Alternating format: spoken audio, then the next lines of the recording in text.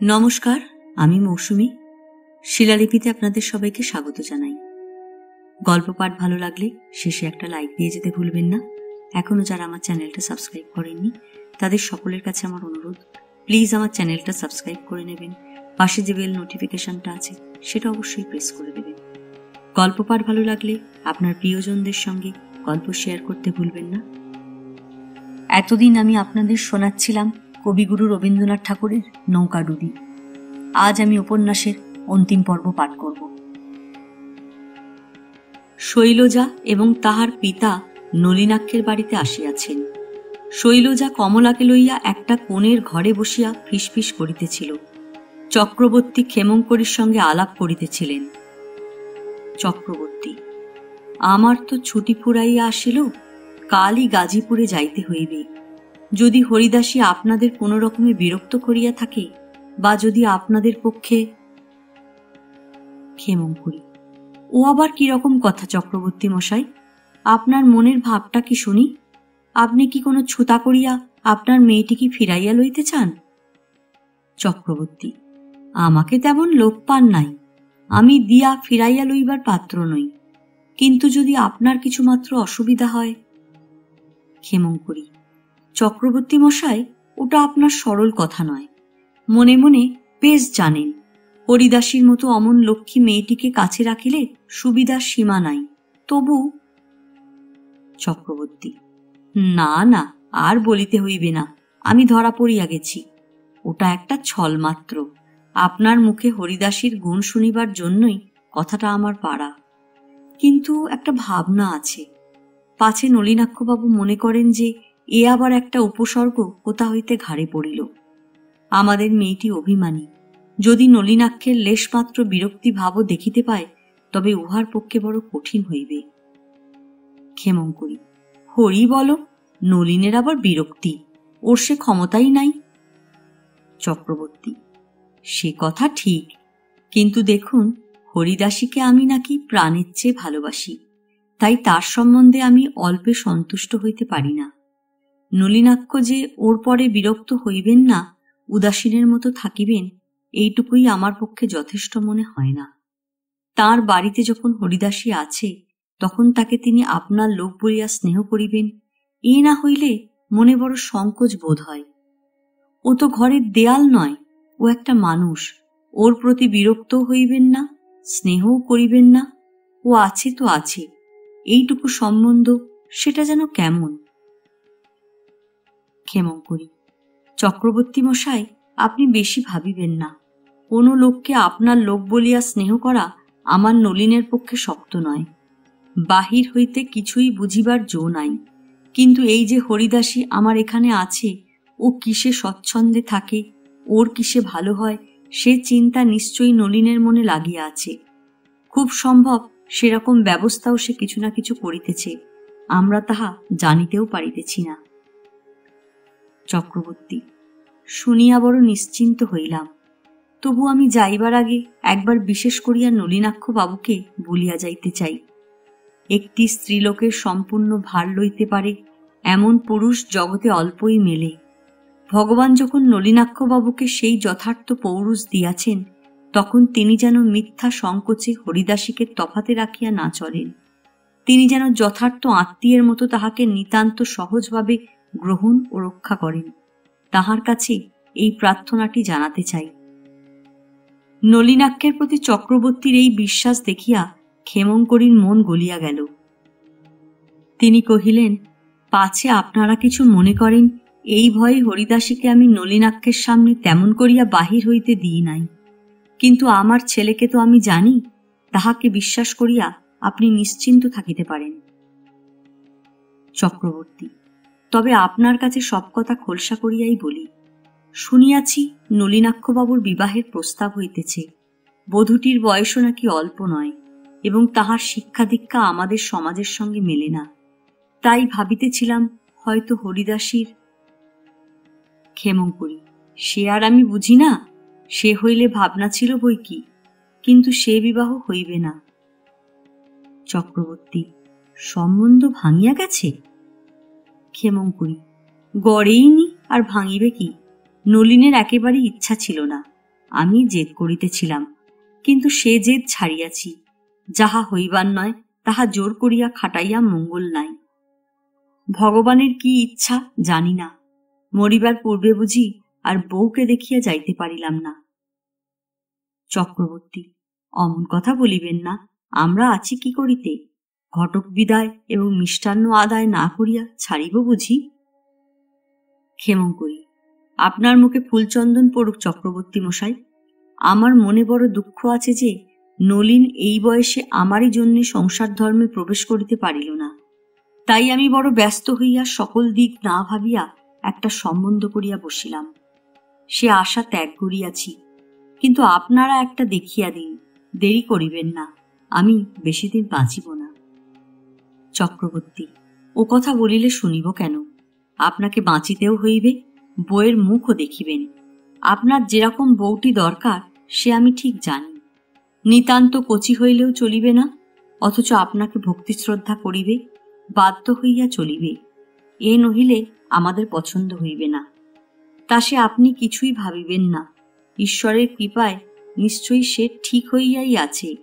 এখন যদি অনুমতি করেন, একবার হরিদাসীকে তার কর্তব্য সম্বন্ধে 2-4টে উপদেশ করিয়া আসি, অমনি শৈলকেও এখানে পাঠাইয়া দিই। আপনাকে দেখিয়া অবধি আপনার কথা তাহার মুখে আর ধরে না। ক্ষেমঙ্করী কহিলেন, না, আপনারা 3জনই এক ঘরে গিয়া বসুন, আমার একটু কাজ আছে। চক্রবর্তী হাসিয়া কহিলেন, জগতে আপনাদের কাজ আছে বলিয়াই আমাদের কল্যাণ। কাজের পরিচয় নিশ্চয়ই যথাসময়ে পাওয়া যাইবে। নলিনাক্ষবাবুর বধূর কল্যাণে ব্রাহ্মণের ভাগ্যে মিষ্টান্নের পালা শুরু হোক। চক্রবর্তী শৈল কমলার কাছে আসিয়া দেখিলেন কমলার চক্ষু দুটি চোখের জলের আভাসে এখনো ছলছল করিতেছে। চক্রবর্তী শৈলজার পাশে বসিয়া নীরবে তাহার মুখের দিকে একবার চাহিলেন। শৈল কহিল, বাবা, আমি কমলকে বলিতেছিলাম যে নলিনাক্ষবাবুর সকল কথা খুলিয়া বলিবার এখন সময় হইয়াছে, তাই লইয়া তোমার এই নির্বোধ হরিদাসী আমার সঙ্গে ঝগড়া করিতেছে। কমলা বলিয়া উঠিল, না দিদি না, তোমার দুটি পায়ে পড়ি, তুমি এমন কথা মুখে আনিও না, সে কিছুতেই হইবে না। শৈল কহিল, কি তোমার বুদ্ধি? তুমি চুপ করিয়া থাকো আর হেমনলিনীর সঙ্গে নলিনাক্ষবাবুর বিবাহ হইয়া যাক। বিবাহের পরদিন হইতে আর আজ পর্যন্ত কেবলই তো যত রাজ্যের অঘটন ঘটনার মধ্যে পাক খাইয়া মরিলে, আবার আর একটা নূতন অনাসৃষ্টির দরকার কি? কমলা কহিল, দিদি, আমার কথা কাহাকেও বলিবার নয়। আমি সব সহিতে পারিব, সে লজ্জা সহিতে পারিব না। আমি যেমন আছি বেশ আছি, আমার কোনো দুঃখ নাই, কিন্তু যদি সব কথা প্রকাশ করিয়া দাও, তবে আমি কোন মুখে আর একদণ্ড এ বাড়িতে থাকিব? তবে আমি বাঁচিব কেমন করিয়া? শৈল এ কথার কোনো উত্তর দিতে পারিল না, কিন্তু তাই বলিয়া হেমনলিনীর সঙ্গে নলিনাক্ষের বিবাহ হইয়া যাইবে, ইহা চুপ করিয়া সহ্য করা তাহার পক্ষে বড় কঠিন। চক্রবর্তী কহিলেন, যে বিবাহের কথা বলিতেছ সেটা ঘটিতেই হইবে এমন কি কথা আছে? শৈল, বলো কি বাবা, নলিনাক্ষবাবুর মা যে আশীর্বাদ করিয়া আসিয়াছেন। চক্রবর্তী, বিশ্বেশ্বরের আশীর্বাদে সে আশীর্বাদ ফাঁসিয়া গেছে। মা কমল, তোমার কোনো ভয় নাই, ধর্ম তোমার সহায় আছেন। কমলা সব কথা স্পষ্ট করিয়া না বুঝিয়া 2 চক্ষু বিস্ফারিত করিয়া খুড়া মহাশয়ের মুখের দিকে চাহিয়া রহিল। তিনি কহিলেন, সে বিবাহের সম্বন্ধ ভাঙিয়া গিয়াছে। এ বিবাহে নলিনাক্ষবাবুও রাজি নহেন এবং তাহার মার মাথায়ও সুবুদ্ধি হইয়াছে। শৈলজা ভারী খুশি হইয়া কহিল, বাঁচা গেল বাবা, কাল এই খবরটা শুনিয়া রাত্রে আমি ঘুমাইতে পারি নাই। কিন্তু সে যাই হোক, কমল কি নিজের ঘরে চিরদিন এমনি পরের মতো কাটাইবে? কবে সব পরিষ্কার হইয়া যাইবে? চক্রবর্তী, ব্যস্ত হোস কেন শৈল? যখন ঠিক সময় আসিবে তখন সমস্ত সহজ হইয়া যাইবে। কমলা কহিল, এখন যা হইয়াছে এই সহজ, এর চেয়ে সহজ আর কিছু হইতে পারে না। আমি বেশ সুখে আছি, আমাকে এর চেয়ে সুখ দিতে গিয়া আবার আমার ভাগ্যকে ফিরাইয়া দিও না খুড়ামশাই। আমি তোমাদের পায়ে পড়ি, তোমরা কাহাকেও কিছু বলিও না। আমাকে এই ঘরের একটা কোণে ফেলিয়া আমার কথা ভুলিয়া যাও। আমি খুব সুখে আছি। বলিতে বলিতে কমলার দুই চোখ দিয়া ঝরঝর করিয়া জল পড়িতে লাগিল। চক্রবর্তী ব্যস্ত সমস্ত হইয়া কহিলেন, ও কি মা, কাঁদো কেন? তুমি যাহা বলিতেছ আমি বেশ বুঝিতেছি। তোমার এই শান্তিতে কি আমরা হাত দিতে পারি? বিধাতা আপনিই যা ধীরে ধীরে করিতেছেন, আমরা নির্বোধের মতো তার মধ্যে পড়িয়া কি সমস্ত ভণ্ডুল করিয়া দিব? কোনো ভয় নাই। আমার এত বয়স হইয়া গেল, আমি কি স্থির করিয়া থাকিতে জানি না? এমন সময় উমেশ ঘরে প্রবেশ করিয়া তাহার আকর্ণ বিস্ফারিত হাস্য লইয়া দাঁড়াইল। খুড়া জিজ্ঞাসা করিলেন, কিরে উমেশ, খবর কি? উমেশ কহিল, রমেশবাবু নিচে দাঁড়াইয়া আছেন, ডাক্তারবাবু কথা জিজ্ঞাসা কহিতেছেন। কমলার মুখ পাংশুবর্ণ হইয়া গেল। খুড়া তাড়াতাড়ি উঠিয়া পড়িলেন, কহিলেন, ভয় নাই মা, আমি সব ঠিক করিয়া দিতেছি। খুড়া নিচে আসিয়া একেবারে রমেশের হাত ধরিয়া কহিলেন, আসুন রমেশবাবু, রাস্তায় বেড়াইতে বেড়াইতে আপনার সঙ্গে গোটা দুয়েক কথা কহিব। রমেশ আশ্চর্য হইয়া কহিল, খুড়ামশাই, আপনি এখানে কোথা হইতে? খুড়া কহিলেন, আপনার জন্যই আছি। দেখা হইল, বড় ভালো হইল। আসুন, আর দেরি নয়, কাজের কথাটা শেষ করিয়া ফেলা যাক। বলিয়া রমেশকে রাস্তায় টানিয়া লইয়া কিছু দূর গিয়া কহিলেন, রমেশবাবু, আপনি এ বাড়িতে কেন আসিয়াছেন? রমেশ কহিল, নলিনাক্ষ ডাক্তারকে খুঁজিতে আসিয়াছিলাম। তাহাকে কমলার কথা আগাগোড়া সমস্ত খুলিয়া বলা উচিত স্থির করিয়াছি। আমার একবার মনে হয় হয়তো কমলা বাঁচিয়া আছে। খুড়া কহিলেন, যদি কমলা বাঁচিয়াই থাকে এবং যদি নলিনাক্ষের সঙ্গে তার দেখা হয়, তবে আপনার মুখে নলিনাক্ষ সম্পর্কে সমস্ত ইতিহাস শুনিলে কি সুবিধে হইবে? তাহার বৃদ্ধা মা আছেন, তিনি এসব কথা জানিতে পারিলে কমলার পক্ষে কি ভালো হইবে? রমেশ কহিল, সামাজিক হিসাবে কি ফল হইবে জানি না, কিন্তু কমলাকে যে কোনো অপরাধ স্পর্শ করে নাই সেটা তো নলিনাক্ষের জানা চাই। কমলার যদি মৃত্যুই হইয়া থাকে, তবে নলিনাক্ষবাবু তাহার স্মৃতিকে তো সম্মান করিতে পারিবেন। খুড়া কহিলেন, আপনাদের ওসব একেলে কথা আমি কিছুই বুঝিতে পারি না। কমলা যদি মরিয়াই থাকে, তবে তাহার এক রাত্রির স্বামীর কাছে তাহার স্মৃতিটাকে লইয়া টানাটানি করিবার কোনো দরকার দেখি না। ওই যে বাড়িটা দেখিতেছেন, ওই বাড়িতে আমার বাসা। কাল সকালে যদি একবার আসিতে পারেন, তবে আপনাকে সব কথা স্পষ্ট করিয়া বলিব, কিন্তু তাহার পূর্বে নলিনাক্ষবাবুর সঙ্গে দেখা করিবেন না, এই আমার অনুরোধ। রমেশ বলিল, আচ্ছা। খুড়া ফিরিয়া আসিয়া কমলাকে কহিলেন, মা, কাল সকালে তোমাকে আমাদের বাড়িতে যাইতে হইবে। সেখানে তুমি নিজে রমেশবাবুকে বুঝাইয়া বলিবে, এই আমি স্থির করিয়াছি। কমলা মাথা নিচু করিয়া বসিল। খুড়া কহিলেন, আমি নিশ্চয় জানি তাহা না হইলে চলিবে না। একেলে ছেলেদের কর্তব্য বুদ্ধি সেকেলে লোকের কথায় ভোলে না। মা, মন হইতে সংকোচ দূর করিয়া ফেল। এখন তোমার যেখানে অধিকার, অন্য লোককে আর সেখানে পদার্পণ করিতে দিবে না, এ তো তোমারই কাজ। এ সম্বন্ধে আমাদের তো তেমন জোর খাটিবে না। কমলা তবু মুখ নিচু করিয়া রহিল। খুড়া কহিলেন, মা, অনেকটা পরিষ্কার হইয়া আসিয়াছে। এখন এই ছোটখাটো জঞ্জালগুলো শেষবারের মতো ঝাঁটাইয়া ফেলিতে সংকোচ করিও না। এমন সময় পদশব্দ শুনিয়া কমলা মুখ তুলিয়া দেখিল দ্বারের সম্মুখে নলিনাক্ষ। একেবারে তাহার চোখের উপরেই নলিনাক্ষের দুই চোখ পড়িয়া গেল।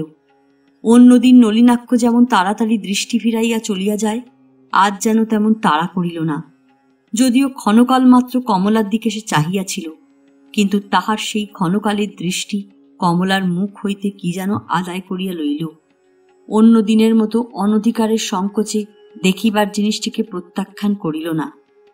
পর মুহূর্তেই শৈলজাকে দেখিয়া চলিয়া যাইতে উদ্যত হইতেই খুড়া কহিলেন, নলিনাক্ষবাবু, পালাইবেন না। আপনাকে আমরা আত্মীয় বলিয়াই জানি। এটি আমার মেয়ে শৈল, এরই মেয়েকে আপনি চিকিৎসা করিয়াছেন। শৈল নলিনাক্ষকে নমস্কার করিল এবং নলিনাক্ষ প্রতি নমস্কার করিয়া জিজ্ঞাসা করিল, আপনার মেয়েটি ভালো আছে? শৈল কহিল, ভালো আছে। খুড়া কহিলেন, আপনাকে যে পেট ভরিয়া দেখিয়া লইব এমন অবসর তো আপনি দেন না। এখন আসিলেন যদি তো একটু বসুন। নলিনাক্ষকে বসাইয়া খুড়া দেখিলেন পশ্চাৎ হইতে কমলা কখন সরিয়া পড়িয়াছে। নলিনাক্ষের সেই এক মুহূর্তের দৃষ্টিটি লইয়া সে পুলকিত বিস্ময়ে আপনার ঘরে মনটাকে সংবরণ করিতে গেছে। ইতিমধ্যে ক্ষেমঙ্করী আসিয়া কহিলেন, চক্রবর্তী মশাই, কষ্ট করিয়া একবার উঠিতে হইতেছে। চক্রবর্তী কহিলেন, যখনই আপনি কাজে গেলেন তখন হইতেই এইটুকু কষ্টের জন্য আমি পথ চাহিয়া বসিয়া আছি। আহার সমাধা হইলে পর বসিবার ঘরে আসিয়া চক্রবর্তী কহিলেন, একটু বসুন, আমি আসিতেছি। বলিয়া পরক্ষণেই অন্য ঘর হইতে কমলার হাত ধরিয়া তাহাকে নলিনাক্ষ ও ক্ষেমঙ্করীর সম্মুখে আনিয়া উপস্থিত করিলেন। তাহার পশ্চাতে শৈলজাও আসিল। চক্রবর্তী কহিলেন, নলিনাক্ষবাবু, আপনি আমাদের হরিদাসীকে পর মনে করিয়া সংকোচ করিবেন না। এ দুঃখিনীকে আপনাদের ঘরে আমি রাখিয়া যাইতেছি। ইহাকে সম্পূর্ণ আপনাদেরই করিয়া লইবেন। ইহাকে আর কিছু দিতে হইবে না। আপনাদের সকলের সেবা করিবার সম্পূর্ণ অধিকার দিবেন। আপনি নিশ্চয়ই জানিবেন আপনাদের কাছে জ্ঞানপূর্বক এ একদিনের অশুভ অপরাধিনী হইবে না। কমলা লজ্জায় মুখখানি রাঙা করিয়া নতশিরে বসিয়া রহিল। ক্ষেমঙ্করী কহিলেন, চক্রবর্তী মশাই, আপনি কিছুই ভাবিবেন না। হরিদাসী আমাদের ঘরের মেয়েই হইল। ওকে আমাদের কোনো কাজ দিবার জন্য আমাদের তরফ হইতে আজ পর্যন্ত কোনো চেষ্টা করিবার দরকারই হয় নাই।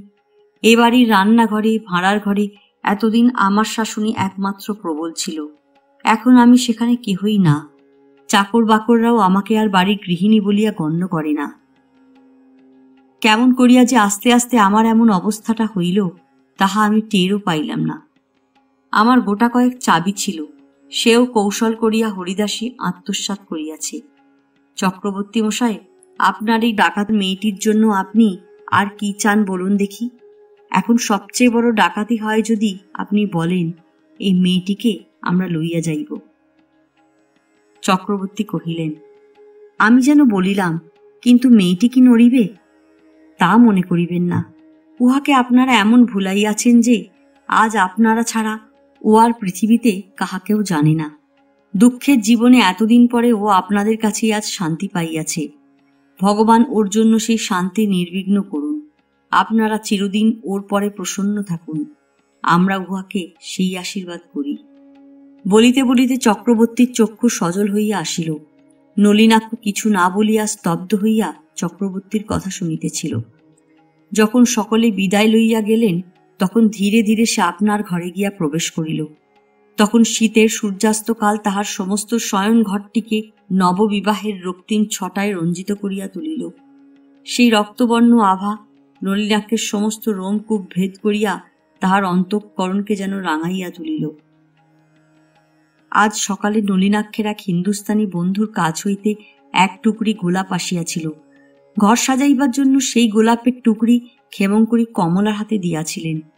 নলিনাক্ষের শয়ন ঘরের প্রান্তে একটি ফুলদানি হইতে সেই গোলাপের গন্ধ তাহার মস্তিষ্কের মধ্যে প্রবেশ করিতে লাগিল। সেই নিস্তব্ধ ঘরের বাতায়নে আরক্ত সন্ধ্যার সঙ্গে গোলাপের গন্ধ মিশিয়া নলিনাক্ষের মনকে কেমন যেন উতলা করিয়া তুলিল। এতদিন তাহার বিশ্বে চারিদিকে সংযমের শান্তি, জ্ঞানের গম্ভীরতা ছিল।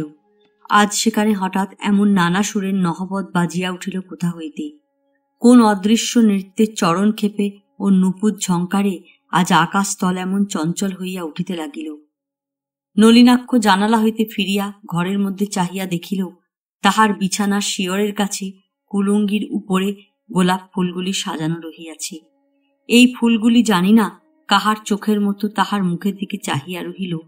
নিঃশব্দ আত্মনিবেদনের মতো তাহার হৃদয়ে দ্বার প্রান্তে নত হইয়া পড়িল। নলিনাক্ষ ইহার মধ্যে একটি ফুল তুলিয়া লইল। সেটি কাঁচা সোনার রঙের হলদে গোলাপ। পাপড়িগুলি খোলে নাই, কিন্তু গন্ধ লুকাইতে পারিতেছে না। সেই গোলাপটি হাতে লইতেই যেন সে কাহার আঙুলের মতো তাহার আঙুলকে স্পর্শ করিল। তাহার শরীরের সমস্ত স্নায়ুতন্ত্রকে রিমঝিম করিয়া বাজাইয়া তুলিল। নলিনাক্ষ সেই স্নিগ্ধ কোমল ফুলটিকে নিজের মুখের উপরে, চোখের পল্লবের উপরে বুলাইতে লাগিল। দেখিতে দেখিতে সন্ধ্যাকাশ হইতে অস্ত সূর্যের আভা মিলাইয়া আসিল। নলিনাক্ষ ঘর হইতে বাহির হইবার পূর্বে একবার তাহার বিছানার কাছে গিয়া শয্যার আচ্ছাদনটি তুলিয়া ফেলিল এবং মাথার বালিশের ওপর সে গোলাপ ফুলটি রাখিল।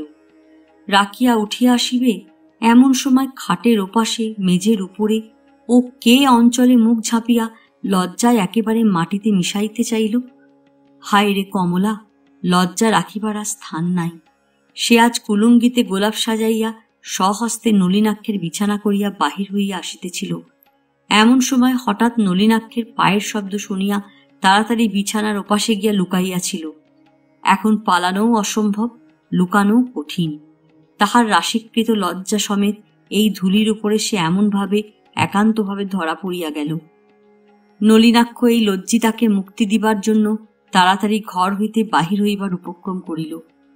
দরজা পর্যন্ত গিয়া একবার দাঁড়াইল। কিছুক্ষণ ভাবিয়া সে ধীরে ধীরে ফিরিয়া আসিল। কমলার সম্মুখে দাঁড়াইয়া কহিল, তুমি ওঠো, আমার কাছে তোমার কোনো লজ্জা নাই। পরদিন সকালেই কমলা খুড়ামশায়ের বাসায় গিয়া উপস্থিত হইল। যখন নির্জনে একটু অবকাশ পাইল, অমনি সে শৈলজাকে জড়াইয়া ধরিল। শৈল কমলার চিবুক ধরিয়া কহিল, কি বোন, এত খুশি কিসের? কমলা কহিল, আমি জানি না দিদি, কিন্তু আমার মনে হইতেছে যেন আমার জীবনের সমস্ত ভার চলিয়া গেছে। শৈল, বল না, সব কথা বল না আমাকে। এই তো কাল সন্ধ্যা পর্যন্ত আমরা ছিলাম, তারপরে তোর হইল কি? কমলা, এমন কিছুই হয় নাই, কিন্তু আমার কেবলই মনে হইতেছে আমি যেন তাহাকে পাইয়াছি। ঠাকুর যেন আমার পরে সদয় হইয়াছেন। শৈল, তাই হোক বোন, কিন্তু আমার কাছে কিছু লুকোস নে। কমলা, আমার লুকাইবার কিছুই নাই দিদি, কি যে বলিবার আছে তাও খুঁজিয়া পাই না। রাত পোহাইতেই সকালে উঠিয়া মনে হইল আমার জীবনটা সার্থক। আমার সমস্ত দিনটা এমন মিষ্ট, আমার সমস্ত কাজ এমন হালকা হইয়া গেছে, তাহা আমি বলিতে পারি না। আমি ইহার চেয়ে আর বেশি কিছুই চাই না। কেবল ভয় হয় পাছে এইটুকু নষ্ট হয়। আমি যে প্রতিদিন এমন করিয়া দিন কাটাইতে পারিব, আমার ভাগ্য যে এত প্রসন্ন হইবে, তাহা আমি মনে করিতেই পারি না। শৈল, আমি তোকে বলিতেছি বোন, তোর ভাগ্য তোকে এইটুকু দিয়াই ফাঁকি দিবে না। তোর যাহা পাওনা আছে তার সমস্তই শোধ হইবে। কমলা, না না দিদি, ও কথা বলিও না। আমার সমস্ত শোধ হইয়াছে। আমি বিধাতাকে কোনো দোষ দিই না, আমার কোনো অভাব নাই। এমন সময় খুড়া আসিয়া কহিলেন, মা, তোমাকে তো একবার বাহিরে আসিতে হইতেছে, রমেশবাবু আসিয়াছেন। খুড়া এতক্ষণ রমেশের সঙ্গেই কথা কহিতেছিলেন। রমেশকে বলিতেছিলেন, আপনার সঙ্গে কমলার কি সম্বন্ধ তাহা আমি সমস্তই জানিয়াছি। এখন আপনার প্রতি আমার পরামর্শ এই যে, আপনার জীবন এখন পরিষ্কার হইয়া গেছে। এখন আপনি কমলার সমস্ত প্রসঙ্গ একেবারে পরিত্যাগ করুন। কমলা সম্বন্ধে কোনো গ্রন্থি কোথাও মোচন করিবার প্রয়োজন থাকে, তবে বিধাতার উপর সে ভার দিন, আপনি আর হাত দিবেন না।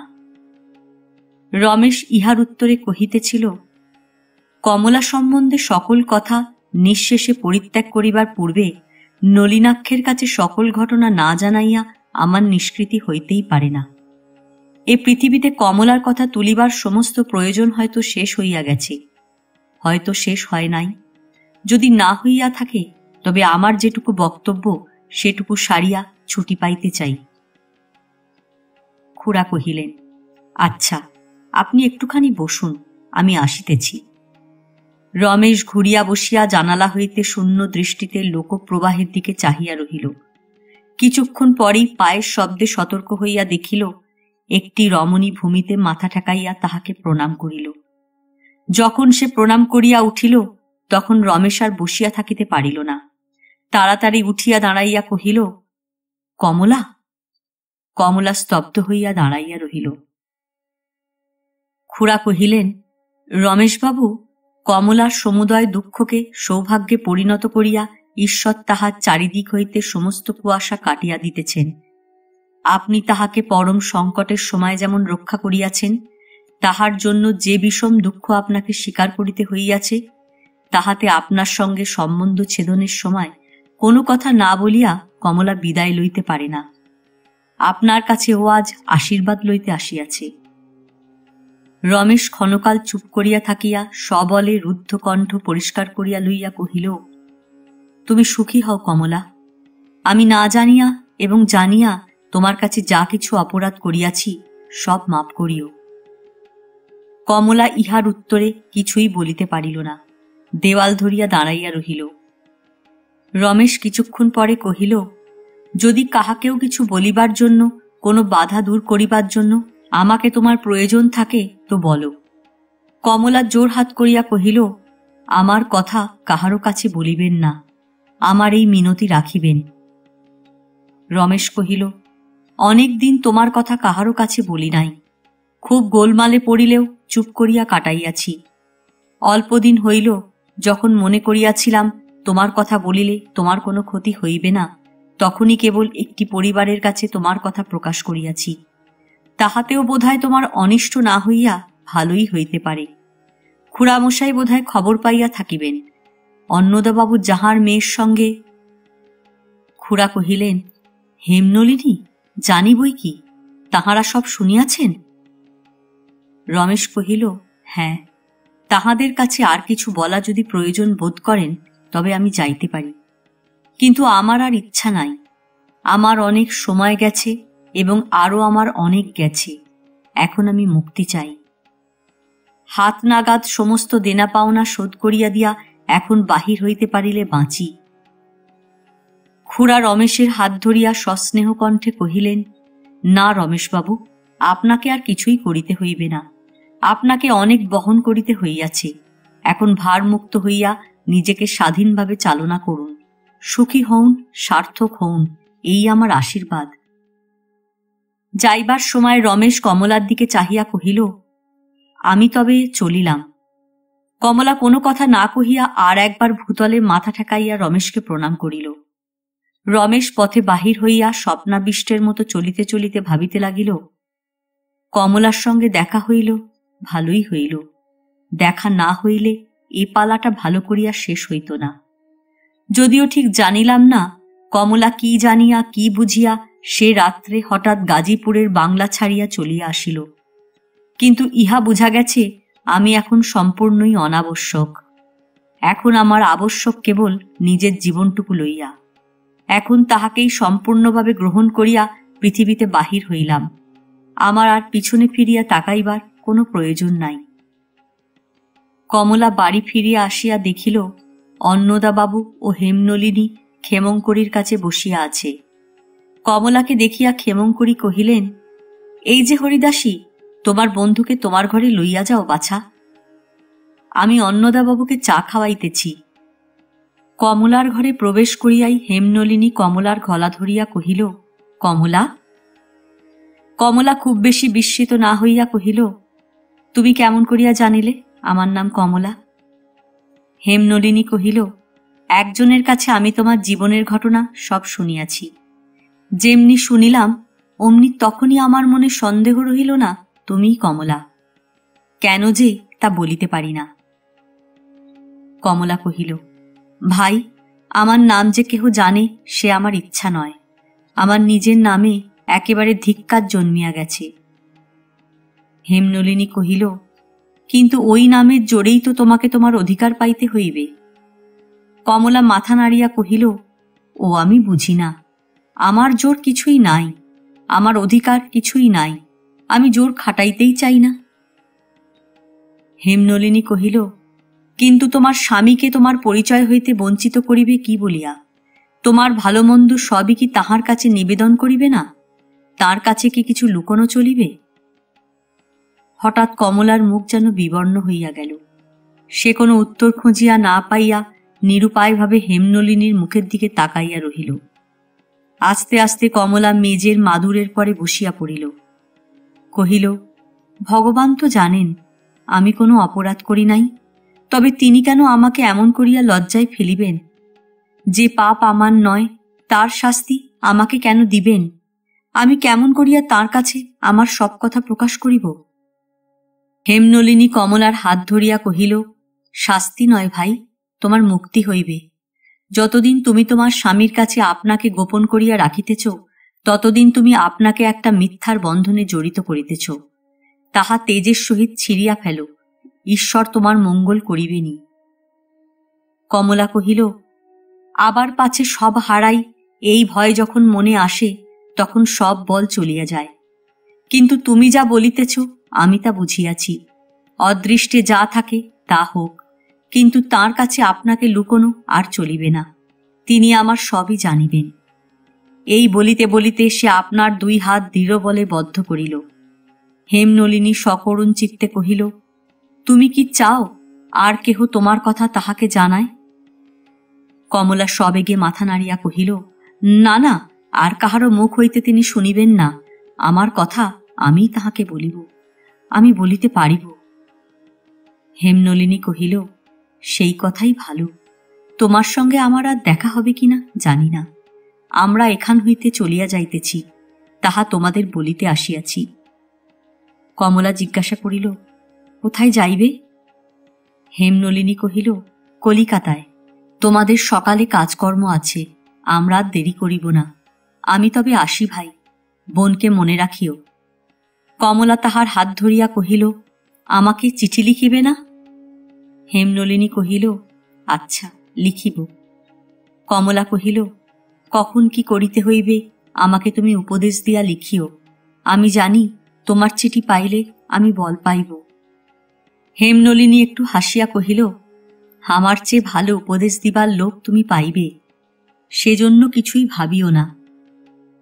আজ হেমনলিনীর জন্য কমলা মনের মধ্যে বড়ই একটা বেদনা অনুভব করিতে লাগিল। হেমনলিনীর প্রশান্ত মুখে কি একটা ভাব ছিল, যাহা দেখিয়া কমলার চোখে যেন জল ভরিয়া আসিতে চাহিতেছিল। কিন্তু হেমনলিনীর কেমন একটা দূরত্ব আছে, তাহাকে কোনো কথা যেন বলা চলে না, তাহাকে প্রশ্ন জিজ্ঞাসা করিতে যেন বাধে। আজ কমলার সকল কথাই হেমনলিনীর কাছে প্রকাশ পাইয়াছে, কিন্তু সে আপনার সুগভীর নিস্তব্ধতার মধ্যে প্রচ্ছন্ন হইয়া চলিয়া গেল। কেবল কি একটা রাখিয়া গেল, যাহা বিলীয়মান গোধূলির মতো অপরিমেয় বিষাদের বৈরাগ্যে পরিপূর্ণ। গৃহকর্মের অবকাশকালে আজ সমস্ত দিন কেবলই হেমনলিনীর কথাগুলি এবং তাহার শান্ত সকরুণ চোখের দৃষ্টি কমলার মনকে আঘাত দিতে লাগিল।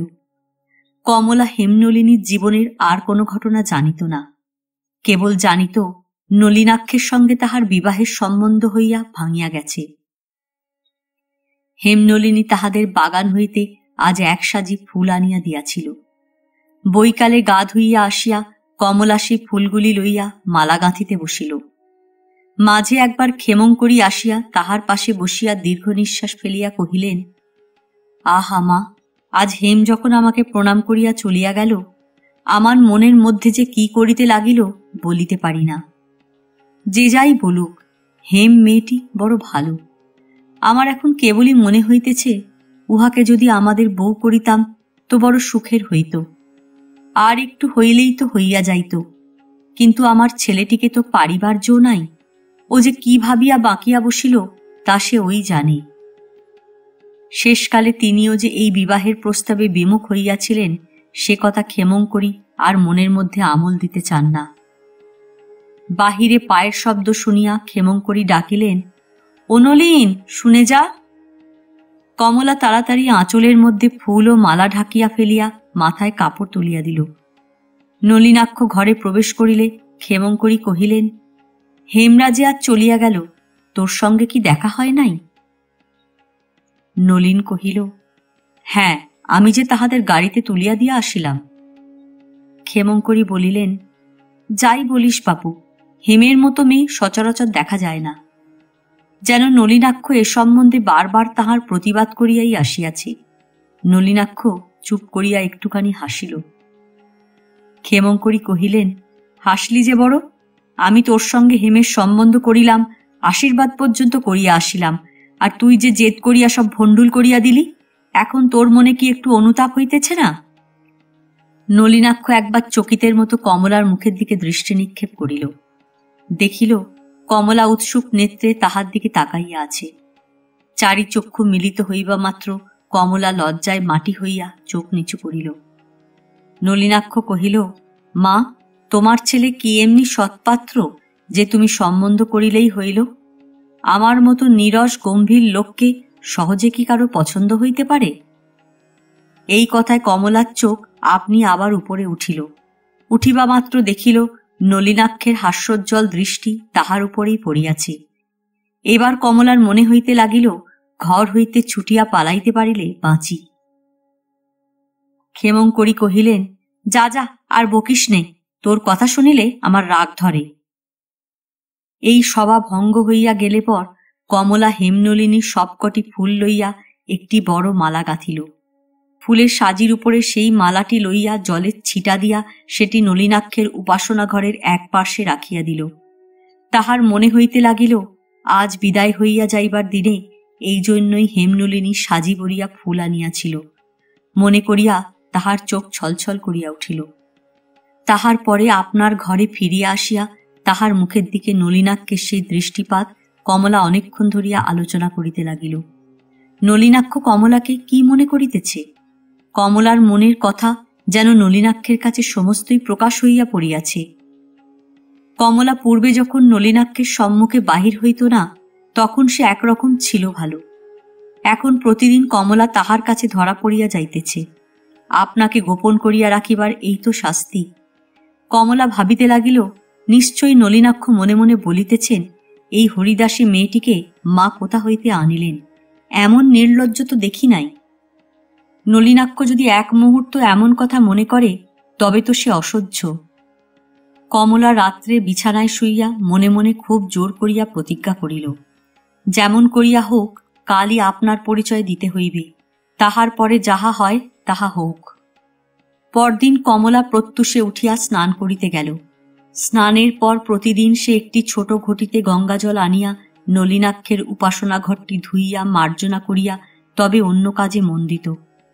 আজও সে তার দিবসের প্রথম কাজটি সারিতে গিয়া দেখিল, নলিনাক্ষ আজ সকাল সকাল তাহার উপাসনা ঘরে প্রবেশ করিয়াছে। এমন তো কোনোদিন হয় নাই। কমলা তাহার মনের মধ্যে অসমাপ্ত কাজের একটা ভার বহন করিয়া ধীরে ধীরে চলিয়া গেল। খানিকটা দূর গিয়া সে হঠাৎ থামিল, স্থির হইয়া দাঁড়াইয়া কি একটা ভাবিল। তারপরে আবার ধীরে ধীরে ফিরিয়া আসিয়া উপাসনা ঘরের দ্বারের কাছে চুপ করিয়া বসিয়া রহিল। তাহাকে যে কিসে আবিষ্ট করিয়া ধরিল তাহা সে জানে না। সমস্ত জগৎ তাহার কাছে ছায়ার মতো হইয়া আসিল। সময় যে কতক্ষণ চলিয়া গেল তাহা তাহার বোধ রহিল না। হঠাৎ একসময় দেখিল নলিনাক্ষ ঘর হইতে বাহির হইয়া তাহার সম্মুখে আসিয়া উপস্থিত হইয়াছে। কমলা মুহূর্তের মধ্যে উঠিয়া দাঁড়াইয়া তখনই ভূতলে হাঁটু গাড়িয়া একেবারে নলিনাক্ষের পায়ের উপর মাথা ঠেকাইয়া প্রণাম করিল। তাহার সদ্য স্নানে আর্দ্র চুলগুলি নলিনের পা ঢাকিয়া মাটিতে ছড়াইয়া পড়িল। কমলা প্রণাম করিয়া উঠিয়া পাথরের মূর্তির মতো স্থির হইয়া দাঁড়াইল। তাহার মনে রহিল না যে তাহার মাথার উপর হইতে কাপড় পড়িয়া গেছে। সে যেন দেখিতেই পাইল না নলিনাক্ষ অনিমেষ স্থির দৃষ্টিতে তাহার মুখের দিকে চাহিয়া আছে। তাহার বাহ্য জ্ঞান লুপ্ত। সে একটি অন্তরের চৈতন্য আভায় অপূর্ব রূপে দীপ্ত হইয়া অবিচলিত কণ্ঠে কহিল, আমি কমলা। এই কথাটি বলিবার পরেই তাহার আপনার কণ্ঠস্বরে তাহার যেন ধ্যানভঙ্গ হইয়া গেল। তাহার একাগ্র চেতনা বাহিরে ব্যক্ত হইল। তখন তাহার সর্বাঙ্গ কাঁপিতে লাগিল, মাথা নত হইয়া গেল। সেখান হইতে নড়িবারও শক্তি রহিল না। দাঁড়াইয়া থাকাও যেন অসাধ্য হইয়া উঠিল। সে তাহার সমস্ত বল, সমস্ত পণ, আমি কমলা, এই একটি কথায় নলিনাক্ষের পায়ের কাছে উজাড় করিয়া ঢালিয়া দিয়াছে। নিজের কাছে নিজের লজ্জা রক্ষা করিবার কোনো উপায় সে আর হাতে রাখে নাই। এখন সমস্তই নলিনাক্ষের দয়ার উপরে নির্ভর। নলিনাক্ষ আস্তে আস্তে তাহার হাতটি আপনার হাতের ওপর তুলিয়া লইল। আমি জানি তুমি আমার কমলা, এসো আমার ঘরে এসো। উপাসনা ঘরে তাহাকে লইয়া গিয়া তাহার গলায় কমলার গাঁথা সেই মালাটি পরাইয়া দিল এবং কহিল, এসো আমরা তাহাকে প্রণাম করি। দুইজনে পাশাপাশি যখন সেই শ্বেত পাথরের মেজের উপরে নত হইল, জানালা হইতে প্রভাতের রৌদ্র দুইজনের মাথার উপরে আসিয়া পড়িল। প্রণাম করিয়া উঠিয়া আর একবার নলিনাক্ষের পায়ের ধুলা লইয়া যখন কমলা দাঁড়াইল, তখন তাহার দুঃসহ লজ্জা আর তাহাকে পীড়ন করিল না। হর্ষের উল্লাস নহে, কিন্তু একটি বৃহৎ মুক্তির অচঞ্চল শান্তি তাহার অস্তিত্বকে প্রভাতের অকুণ্ঠিত উদার নির্মল আলোকের সহিত ব্যক্ত করিয়া দিল। একটি গভীর ভক্তি তাহার হৃদয়ের কানায় কানায় পরিপূর্ণ হইয়া উঠিল। তাহার অন্তরের পূজা সমস্ত বিশ্বকে ধূপের পুণ্য গন্ধে বেষ্টন করিল। দেখিতে দেখিতে কখন অজ্ঞাতসারে তাহার দুই চক্ষু জলে ভরিয়া আসিল। বড় বড় জলের ফোঁটা তাহার দুই কপল দিয়া ঝরিয়া পড়িতে লাগিল, আর থামিতে চাহিল না।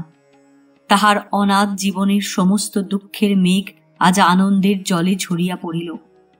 নলিনাক্ষ তাহাকে আর কোনো কথা না বলিয়া একবার কেবল দক্ষিণ হস্তে তাহার ললাট হইতে সিক্ত কেশ সরাইয়া দিয়া ঘর হইতে চলিয়া গেল। কমলা তাহার পূজা এখনো শেষ করিতে পারিল না। তাহার পরিপূর্ণ হৃদয়ের ধারা এখনো সে ঢালিতে চায়। তাই সে নলিনাক্ষের শোবার ঘরে গিয়া আপনার গলার মালা দিয়া সেই খড়মজোড়াকে জড়াইল এবং তাহা আপনার মাথায় ঠেকাইয়া যত্নপূর্বক যথাস্থানে তুলিয়া রাখিল। তারপরে সমস্ত দিন তাহার গৃহকর্ম যেন দেব সেবার মতো মনে হইতে লাগিল। প্রত্যেক কর্মই যেন আকাশে এক একটি আনন্দের তরঙ্গের মতো উঠিল পড়িল। ক্ষেমঙ্করী তাহাকে কহিলেন, মা, তুমি করিতেছ কি? একদিনে সমস্ত বাড়িটাকে ধুইয়া মাজিয়া মুছিয়া একেবারে নূতন করিয়া তুলিবে নাকি? বৈকালের অবকাশের সময় আজ আর সেলাই না করিয়া কমলা তাহার ঘরের মেঝের উপরে স্থির হইয়া বসিয়া আছে। এমন সময় নলিনাক্ষ একটি টুকরিতে গুটি কয়েক স্থলপদ্ম লইয়া ঘরের মধ্যে প্রবেশ করিল। কহিল, কমলা, এই ফুল কটি তুমি জল দিয়া তাজা করিয়া রাখো। আজ সন্ধ্যার পর আমরা দুজনে মাকে প্রণাম করিতে যাইব। কমলা মুখ নত করিয়া কহিল, কিন্তু আমার সব কথা তো শোনো নাই। নলিনাক্ষ কহিল, তোমাকে কিছু বলিতে হইবে না, আমি সব জানি। কমলা দক্ষিণ করতল দিয়া মুখ ঢাকিয়া কহিল, মা কি? বলিয়া কথা শেষ করিতে পারিল না। নলিনাক্ষ তাহার মুখ হইতে হাত নামাইয়া ধরিয়া কহিল, মা তাহার জীবনে অনেক অপরাধকে ক্ষমা করিয়া আসিয়াছেন। যাহা অপরাধ নহে তাহাকে তিনি ক্ষমা করিতে পারিবেন। উপন্যাসটি এখানেই শেষ। গল্প পাঠ ভালো লাগলে লাইক, শেয়ার, কমেন্টস করতে ভুলবেন না। আজকের মতো নমস্কার।